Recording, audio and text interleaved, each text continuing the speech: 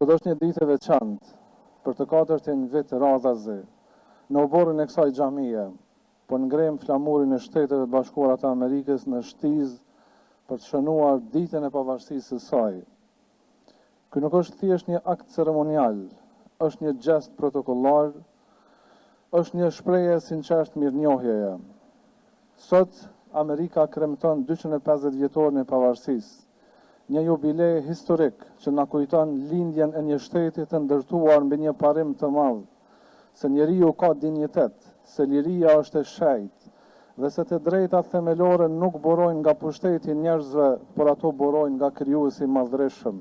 Një nga vlerat më të çmuara mbi të cilat u ndërtua Amerika është liria e fesë dhe e ndërgjegjës.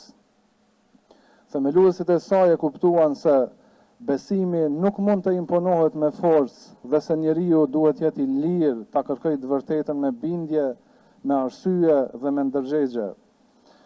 Si popull që kemi përjetuar luftën, padrejtësinë dhe mungesën e lirisë, ne e dimë më mirë se sa e shtrejtë është liria dhe sa shumë vlen një mik i vërtet në ditët më të vështira.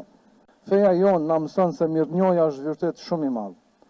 Profeti Muhammed, lavdata dhe bekimet e Zotit qofshin për të, na ka lënë një mësim të përjetshëm, i cili thot kush nuk i falenderon njerëzit, nuk e ka falenderuar Zotin.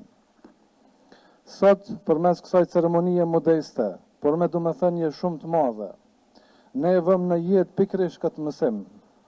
Ne falenderojmë një mik të madh, duke mos harruar se burimi i çdo mirësie është prej Zotit madhëruar dhe se atij i takon falënderimi më i lartë.